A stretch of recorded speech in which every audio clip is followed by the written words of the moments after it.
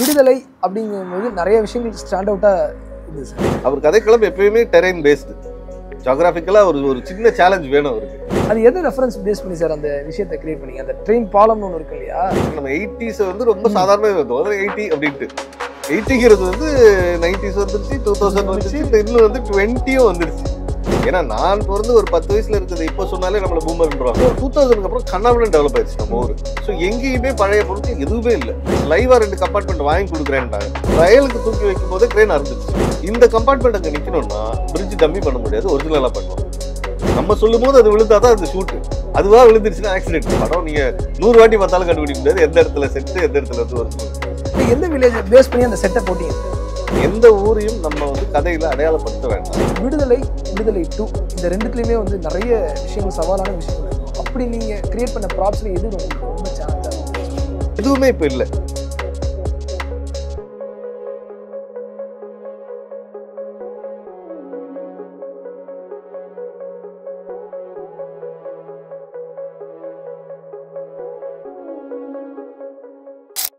தொடர்ச்சியாக பயணம் பண்ணுறீங்க. திரும்பி தொடர்ற பயணம் வந்து விடுதலை அப்படிங்கும்போது நிறைய விஷயங்கள் ஸ்டாண்ட் அவுட்டாக இருந்தது சார். நிச்சயமாக வந்து அது யாராலும் இது பண்ணவே முடியாது. அதுவும் ஒரு பீரியாடிக்கல் தான். அதில் காட்டப்பட்ட வந்து நீங்கள் சொன்னீங்களே சார், இந்த போலீஸ் ஸ்டேஷனாக இருக்கட்டும், அதே மாதிரியே வந்து வேறு வித லொக்கேஷனில் ட்ராவல் ஆகுது. மலையில் வந்து ஒரு சில இடங்களில் படைப்பிடிப்பு பண்ணியிருந்திருக்கும். இந்த ஜெயில் செட்டை பொறுத்தவரை வேறு ஒரு இடத்துல போட்டிருப்பீங்க, அந்த டென்ட்டு, அந்த விஷயங்கள். இந்த மாதிரி எந்தெந்த ஊர், எந்தெந்த இடங்களில் அது போடப்பட்டது சார்? இந்த கதை ஆரம்பிச்சது வந்து சத்தியமங்கலம் காடுமா, அங்கதான் ஆரம்பிச்சது. லொக்கேஷன் பார்க்கறது மட்டும் தான் என்னோட வேலையா இருக்கும் வச்சுமான் படங்கள்ல. ஏன்னா செட்டை போட்டுட்டேன்னா அவர் என்ன தேட மாட்டார். ஏஸ்டின் சீனு தான் அவருக்கு வந்து அவன் பக்கத்துல இருந்தா போதும், டே சீனு தான் வாயில வரும் அவருக்கு. ஏன்னா அதான் அவரோட கம்ஃபர்ட் லெவல். ஏன்னா நாங்க வந்து சொல்லுங்க வெற்றி, சொல்லுங்க ஜாக்சன், இதுதான் அவருக்கு வந்து அந்த அடுத்த ஸ்பாட் ஏதாவது வேணும்னா சீனு பக்கத்துல இருந்தானா அவர் கம்ஃபர்டபுளா ஃபீல் பண்றாரு. ஸோ என் டீம் இருக்கும், அவங்க இருப்பாங்க. சத்தியமங்கலம் போயாச்சு. ஒரு 15 நாள் ஷூட் பண்ண அப்புறம் சீனு ஒரு நாள் அங்கே வேறு சிக்னல் இருக்காது. நான் ஃபோன் பண்ணேன்னு சொன்னான், உங்களால் கூப்பிட்றா மேலே வர சொல்லு ஒரு நாள். என்ன வேலையாமான்னு. இல்லை நல்லா இருக்கா, இங்கேயே டென்ட்லாம் போட்டு தங்கியிருக்கோம், அது ரொம்ப பிடிக்கும், வர சொல்லு. அதெல்லாம் நான் வரல, நீங்கள் எடுத்துகிட்டு வாங்கன்னா 15 நாளைக்கு மேலே எடுக்க முடியல.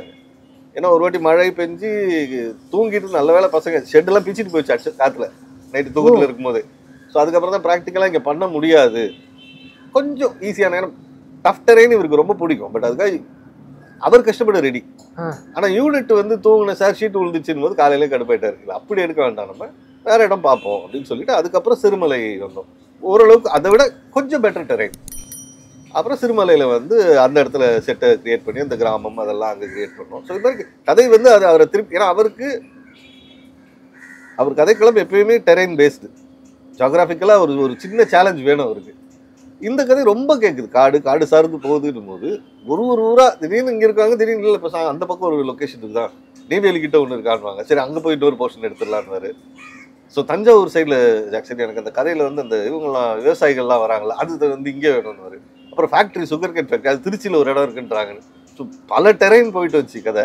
ஒரு போர்ஷன் மட்டும் அந்த தஞ்சாவூராக சீட் பண்ணுறதுக்கு திருவள்ளூரில் போய் போட்டோம். அந்த இவன் கென்லாம் வர ஏரியா வந்து திருவள்ளூரில் கொஞ்சம் வயல்லாம் இருந்தது. ஸோ வயலுக்கு நடுவில் ஒரு இடத்த கிரியேட் பண்ணுவோம்னு அங்கே போய் கிரியேட் பண்ணோம். அப்புறம் அந்த இன்ட்ரோல் பிளாக் வர்றது வந்து ஃப்ளோருக்குள்ளேயே செட்டு போட்டோம். ஏன்னா அது அவ்வளோ கதிருக்கு நடுவில் வந்து நீங்கள் கேமரா மூவ் பண்ண முடியாது, ட்ராக் பண்ண வரணும்னு. அதனால மொத்த கதிரையும் கொண்டு வந்து செட்டாகவே போட்டோம். அது டெய்லியும் உட்காந்து பசங்க அதான் சொல்லுவாங்க, சார் லோடு வந்துருச்சு சார், இப்போ மாற்றுவோம் சார் திருப்பின்னு வீடியோ உட்காந்து மாற்றி வைப்பாங்க. அடுத்த நாள் திருப்பி ஷூட்டு. சார் அந்த ட்ரெயின் பாலம் இருக்கும் இல்லையா சார், அதாவது அந்த பீரியடில் பாலம் அப்படி தான் இருந்துதாங்கிறது நீங்கள் பார்த்துருப்பீங்க. அது எதை ரெஃபரன்ஸ் பேஸ் பண்ணி சார் அந்த விஷயத்தை கிரியேட் பண்ணீங்க? அந்த ட்ரெயின் பாலம்னு ஒன்று இருக்கு இல்லையா, அது கிரியேட் பண்ணுறதுக்கு ஒரு சில ரெஃபரன்ஸ் உங்களுக்கு இருந்திருக்கும், அது மாதிரி ஒரு சில நாட்கள் எடுத்திருக்கும். அது எத்தனை நாளில் போடப்பட்டது, அது எந்த மாதிரி ரெஃபரன்ஸ் பேஸ் பண்ணி? அது போடுறதுக்கு டைம் கம்மியாக தான் இருந்துச்சு. அதுக்கான ரிசர்ச் டைம் தான் ரொம்ப ஜாஸ்தியாக தேவைப்பட்டுச்சு. ஏன்னா நேர்லேயே போயிட்டோம் சில இடத்துக்குலாம், போய் பிரிட்ஜை பார்க்கலான்னு பார்த்தா இப்போ எல்லாமே மாறிடுச்சு. ஏன்னா நம்ம 80s வந்து ரொம்ப சாதாரணமாக இருந்தோம். அதாவது 80 அப்படின்ட்டு 80ங்கிறது வந்து 90s வந்துருச்சு, 2000 வந்துருச்சு, இன்னும் வந்து 20யும் வந்துருச்சு. ஸோ 45-50 வருஷம் கேப்புக்கு அப்புறம் 40 வருஷம் நம்ம தேடணும். ஸோ ஊர் வந்து அதுவும் 2000க்கு அப்புறம் கண்ணாமலும் டெவலப் ஆயிடுச்சு நம்ம ஊர். ஸோ எங்கேயுமே பழைய பொருட்கள் எதுவுமே இல்லை. ஸோ ஃப்ரெண்ட்ஸுக்கு ஃபோன் பண்ணி கேட்குறேன், உங்கள் ஊரில் ஏதாவது பிரிட்ஜ் இருந்தால் ஃபோட்டோ எடுத்து அனுப்புங்க. எதுவுமே அந்த பழைய பிரிட்ஜுக்கான செட்டப் இல்லை, எல்லாமே மாறிடுச்சு. ஸோ அப்போ ஒரே ரெஃபரன்ஸ் வந்து நமக்கு வந்து மேகசின்ஸும் நியூஸ் பேப்பர்ஸும். ஸோ அதில் தேடுவோம் அப்படின்னும் போது ஒருத்தட்டையாக தேடி தேடி தேடி போய், ஏன்னா கூகுள் சர்ச்சில் போட்டால் ட்ரெயின் ஆக்சிடென்ட் அப்படின்னு போட்டால் அது வந்து நார்த் இந்தியாவில் நடந்த நிறைய ட்ரெயின் ஆக்சிடென்ட் கவரேஜில் இருக்குது, நம்ம ஊருக்கு ரொம்ப கம்மியாக இருக்குது. ஸோ அப்போ தமிழில் தேடலாம் அப்படின்னு பார்த்தா கிடைக்கல. ஸோ இப்படியா தேடிட்டு இருக்கும்போது தான் ஒருத்தர் மேகசின்ஸ் எல்லாம் வச்சுருப்பார், கோவிந்தராஜுலுன்னு சொல்லிட்டு, ரேர் புக்ஸ். அப்போ அவர்கிட்ட போய் கேட்டேன் எதில் வந்திருக்கோம் அப்படின் போது அவர் சொன்னார், ஃப்ரண்ட்லைன் மேகசின் தான் வந்து அப்போ வந்து ஃபோட்டோகிராஃபிக்காக நிறைய கவர் பண்ணியிருப்பாங்க, அதில் ட்ரை பண்ணி பாருங்க. நான் கொஞ்சம் கலெக்ஷன் வச்சுருந்தேன் புக்ஸ், அதில் தேடும் போது லக்கிலி கொஞ்சம் ஆக்சிடென்ட் போர்ஷன்ஸ் எல்லாம் ஃப்ரண்ட் லைனில் கிடச்சிது. ஸோ அதில் எங்கெல்லாம் பிரிட்ஜ் வருதோ அதில் எல்லாத்தையும் ஃபோட்டோ எடுத்து ஜூம் பண்ணி, அப்புறம் எங்கள் டீம் நாங்கள் ஒரு ரிசர்ச் டீம் ஒன்று வச்சுருக்கோம், சத்யன், சௌந்தர்யா அப்படின்னு சொல்லிட்டு. ஸோ இந்த ரிசர்ச் டீமுக்குள்ளே அந்த ஃபோட்டோஸை போட்டுட்டு, சத்யன்லாம் திடீர்னு காலங்காத்தால 6 மணிக்கு ஃபோன் பண்ணுவான். என்ன வச்சு 6 மணிக்கு ஃபோன் பண்ணுறேன் வச்சு, அந்த ஃபோட்டோவில் பார்த்தியா ஒரு போர்டு ஒன்று ஆக்சிடென்ட் வளைஞ்சு இப்படி கீழே இருக்குது, அதில் ஒரு நம்பர் இருக்குன்னு வச்சு, அந்த நம்பர் ரிப்பீட் ஆகுது. அப்போ ஏதோ இடத்துல நம்பர் இருந்திருக்கோன்னு நினைக்கிறேன். திருப்பி பாரு அந்த ஃபோட்டோ வேண்டாம், திருப்பி 6:30 மணிக்கு எழுச்சி பார்ப்பேன். அது வரைக்கும் பார்த்துருக்க மாட்டேன் அந்த நம்பர்ஸ். அவன் சொன்னதுக்கப்புறம் நான் பார்ப்பேன், ஆமாம் ஏதோ ஒரு அது வந்து பில்லருக்கு மேலே போயிட்டு இருக்காங்களே, பில்லர் எங்கே இருக்குன்னு தெரியாது. இப்போ அந்த டிரைவர் பாயிண்ட் ஆஃப் வியூலேருந்து போகும்போது அவருக்கு எந்த பில்லரை தாண்டணுன்றது தெரியறதுக்காக ஒரு நம்பர் வச்சிருக்காங்க. இதை திடீர்னு 6 மணிக்கு சத்யன் பார்த்துட்டு வச்சு, இது நான் பார்த்துட்டேன் இந்த போர்டு அப்படின்னு. ஸோ அது ரிசர்ச்சுக்கு தான் நிறைய டைம் எடுத்துச்சு. எக்ஸிக்யூஷன் வந்து லைவாக 2 கம்பார்ட்மெண்ட் வாங்கி கொடுக்குறேன்ட்டாங்க, ப்ரொடக்ஷனாக லைவாக கம்பார்ட்மெண்ட்டே வாங்கி கொடுத்துருட்டாங்க. அது சொன்னோம் முதல்ல வேண்டாம் அப்படின்ட்டு, பட் அவங்களுக்கு காஸ்ட் வைஸ் அது கொஞ்சம் காஸ்ட் எஃபெக்டிவாக இருக்குன்னு சொல்லிட்டு வாங்குறேன்ட்டாங்க. சரி ஓகே, வேறு எண்ட் ஆஃப் த டே அது ப்ராஜெக்ட் இல்லையா, அவங்க ப்ரொடியூசராக என்ன வச்சுருக்காங்கன்னு. ஏன்னா இந்த படத்துலலாம் வந்து கேட்குறதுக்கு மேலே வந்துக்கிட்டே இருந்தது காசு. அப்படின்னும் போது அவங்க சைட்லேருந்து ஒன்று வைக்கும்போது ஓகே அப்படின்ட்டு. அது என்ன ஆயிடுச்சுன்னா அதுக்கு டபுள் ஒர்க் பண்ண வேண்டியதாக இருக்கும். அது சொல்லும்போது அவங்களுக்கு புரியாமல் இருந்தது. ஏன்னா அதோட வெயிட் ஜாஸ்தி, ஒரிஜினல் கம்பார்ட்மெண்ட்டோட வெயிட் ஜாஸ்தி. நீங்கள் அதை ஹேண்டில் பண்ணவே முடியாது. எப்பவுமே செட்டு போகிறதுக்கு எதுக்கு காரணம் அப்படின்னா, நமக்கு தெரியும் இது இவ்வளோ தான் வெயிட்டு, இதை இப்படி தூக்கி போட்டால் இப்படி உடைக்கலாம், அதுக்கு தான் டம்மி போயிடுது. இப்போ டம்மி கம்பார்ட்மெண்ட்னா எனக்கு தெரியும், ஓகே இதை வந்து ஒரு கிரேன் வச்சு தூக்குனா போதும். இப்போ அதுக்கு 2 கிரேன் வச்சு தூக்குனா, நாங்கள் ட்ரையலுக்கு தூக்கி வைக்கும் போதே கிரேன் அறுந்துருச்சு. ஏன்னா அது அவ்வளோ ஹெவி, அது ட்ரெயின் கம்பார்ட்மெண்ட்.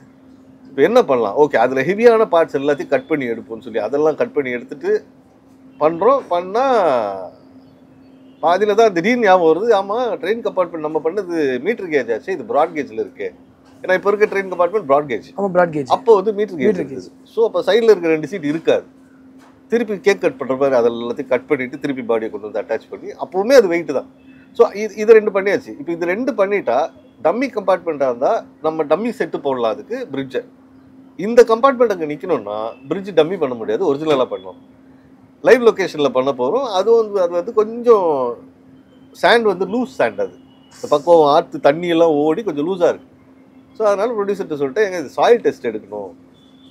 ஏன்னா நாங்கள் ரிசர்ச் டீம் நானும் சத்தியனும் பேசிட்டோம், எப்பயுமே சேஃப்டி ப்ரையாரிட்டி அப்படின்னும் போது சாயில் டெஸ்ட் எடுத்து பார்த்துருவோம். இந்த கம்பார்ட்மெண்ட்டை நிப்பாட்ட போகிறோம், நாளைக்கு ஷூட் அப்போ நம்ம சொல்லும் போது அது விழுந்தா தான் அது ஷூட்டு, அதுவாக விழுந்துருச்சுன்னா ஆக்சிடென்ட். ஸோ அதனால் ரிஸ்க் எடுக்க வேண்டாம், சாயில் டெஸ்ட் எடுத்து ப்ராப்பராக இன்ஜினியர்ஸை வச்சு உள்ளே எவ்வளோ டெப்த்தில் வந்து போட்டு ரெயிலிங் எடுத்தால் மேலே வந்து பில்லர் எழுப்பலான்ற வரைக்கும் பில்லர் எழுப்பி மேலே மட்டும்தான் நாங்கள் டம்மியில் க்ளோஸ் பண்ணோம். மற்றபடி பிரிட்ஜோட பில்லர்ஸ்லாம் ஒரிஜினல் பில்லர்ஸ் மாதிரி கான்க்ரீட் போட்டு எடுப்போம்.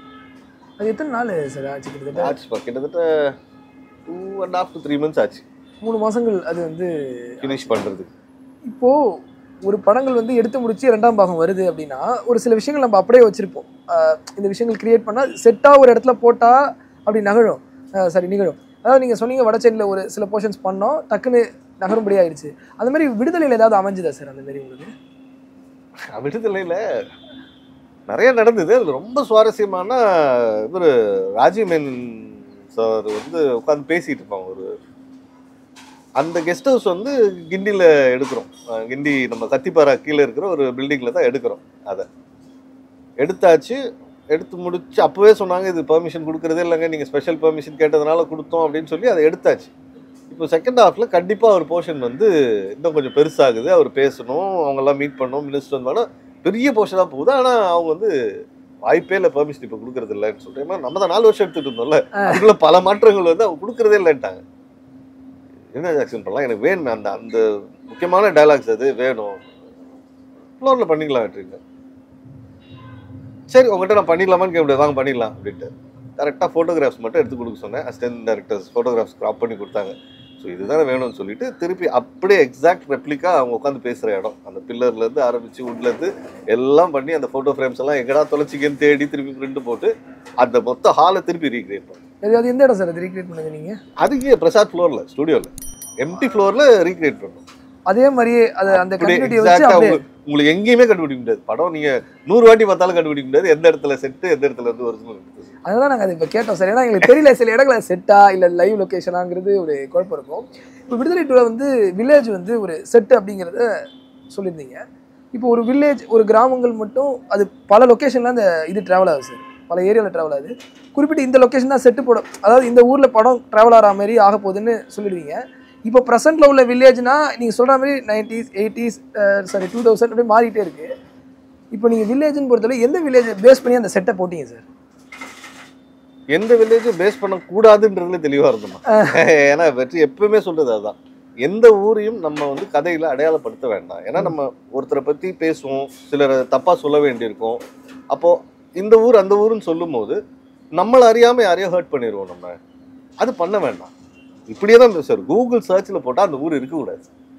அது எல்லா படத்துலையுமே சொல்லுவார். ஸோ ஏன் ஸ்டெட்டு சொல்லிடுவோம், உடனே என்கிட்ட தான் வரும் சார், உங்கள்கிட்டே கேட்டு சொல்லு. இப்போ ஊர்னு சொல்லல, இப்போ காமனாக நீங்கள் அதை எதை பேஸ் பண்ணி சார் போட்டிங்க? அந்த வில்லேஜ் ரீக்ரியேஷன்ங்கிறது ஒரு ஐடியா உங்களுக்கு இருக்கும் இல்லையா? அது எந்த ஒரு ஐடியா சார் அது கான்செப்ட்? இல்லை அதுதான் சொல்கிறேன்ல. இப்போ அவர் எப்படி வந்து ஊர் பேருனா சுற்றி என்கிட்ட வந்துடும் பசங்க வருவாங்க, சார் உங்களே வச்சுட்டு சொல்லிட்டாரு, குழந்தைங்களுக்கு பேர் வைக்கிற மாதிரி வைப்போம்.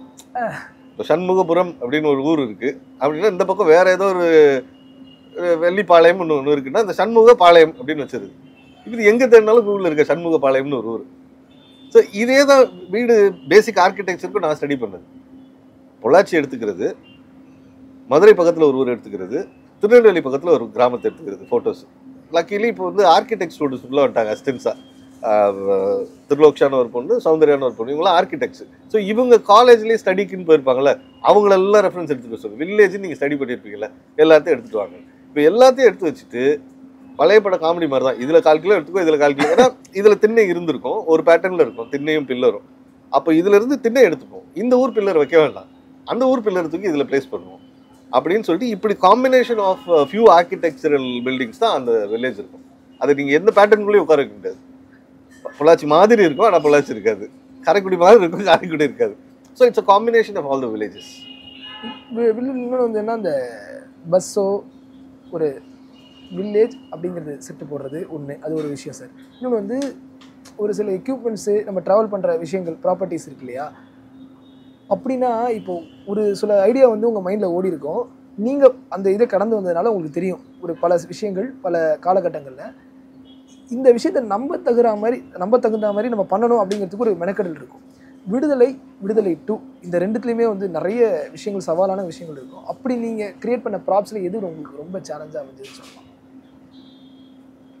அது சேலஞ்சுன்னு சொன்னால் எல்லாமே சேலஞ்ச் தான். ஏன்னா எதுவுமே இப்போ இல்லை. நம்ம ஏற்கனவே பேசினது 80 பேசணும், இது வந்து 60க்கு போயிடுச்சு கதை. நானே பிறக்கல. ஏன்னா நான் பிறந்து ஒரு 10 வயசுல இருக்குது, இப்போ சொன்னாலே நம்மளை பூமர்ன்றாங்க. ஓ இதெல்லாம் உங்கள் காலத்தில் இருந்துச்சா? ஏன்னா நான் ஸ்கூலுக்கு வந்து குதிரை வண்டியில் போயிருக்கேன், பஸ்ஸு கிடையாது எங்கள் ஊரில். நான் குதிரை வண்டியில் ஸ்கூலுக்கு போயிருக்கேன். இப்போ இதை என் பையன்ட்ட சொன்னால் சிரிப்பாங்க, குதிரை வண்டியில் ஸ்கூலுக்கு போனீங்களா, யார் நீங்களாம்? ஸோ என் காலகட்டமே வந்து இப்போ ஃபேண்டஸியாக மாறி போயிடுச்சு. குதிரை வண்டியில் ஸ்கூல் அப்படிங்கிறதே புரியாத விஷயம். அப்போ அதுலேருந்து 10 வருஷம் முன்னால் நான் 74 60க்கு போயிடுச்சு கதை. அப்போ நானே கற்பனையில் தான் அதை யோசிக்கணும். லக்கிலி அப்பா கிட்ட கேட்பேன், அப்பா இருந்த வரைக்கும் அப்பா கிட்ட கேட்டுருவேன். அவர் படமாகவே வரைஞ்சி காமிச்சிருவார், இப்படி தான்ப்பா இருக்கும் அந்த டைமில் அப்படின்ற எல்லா டீட்டெயிலும். அவர் ஒரு ஓவியர், அதனால் வரைஞ்சே காமிச்சிருவேன். இப்போ அப்பா இறந்ததுக்கப்புறம் இப்போ மாமா அந்த ரோல் எடுத்துக்கிட்டார், அக்கா வீட்டுக்கார் கிறிஸ்டோஃபர். ஸோ அவர்கிட்ட தான் வந்து இப்போ இந்த ட்ரெயின் செட்டு போடும்போது அவர் தான் இன்சார்ஜே வந்து நின்றுவார். அவரோட ஃப்ரெண்டு ரயில்வேஸில் வேலை செஞ்சார். அவர்கிட்ட ஃபோன் பண்ணி கேட்பார், இது எவ்வளோ சீட்டு ஆனந்துன்னு சொல்லிட்டு ஒரு ஆக்டிங். அவர்கிட்ட ஃபோன் பண்ணி கேட்பார். இப்போ அவர் சொல்லுவார் இவ்வளோ தான் இருக்கும், 3 பேர் உட்கார 6 சீட் இருக்கும். இவர் என்கிட்ட இன்புட் கொடுப்பாரு, ஏன் 6 தான் இருக்குமா, நான் பேசிக்கிறேன் ஸ்பாட்ல இருந்து அங்கே உட்காந்து. போல்ட் டிப் இந்த சைஸில் இருக்காது, ஏன்னா இவங்க பார்த்து வளர்ந்துருக்காங்க. ஸோ இவங்க கிட்ட இருந்து இன்புட் வர ஆரம்பிச்சிச்சு எனக்கு. ஏன்னா இதுதான் நமக்கு சோர்ஸ். ஏன்னா பீரியட் ஒரு லெவல் வரைக்கும் நீங்கள் நெட்டில் போகலாம், இதில் போய் தேடலாம். ஒரு லெவல் தாண்டிடுச்சுன்னா நமக்கு மூத்த மனிதர்கள் மட்டும்தான் நம்மளுக்கான சோர்ஸ் ஆஃப் இது.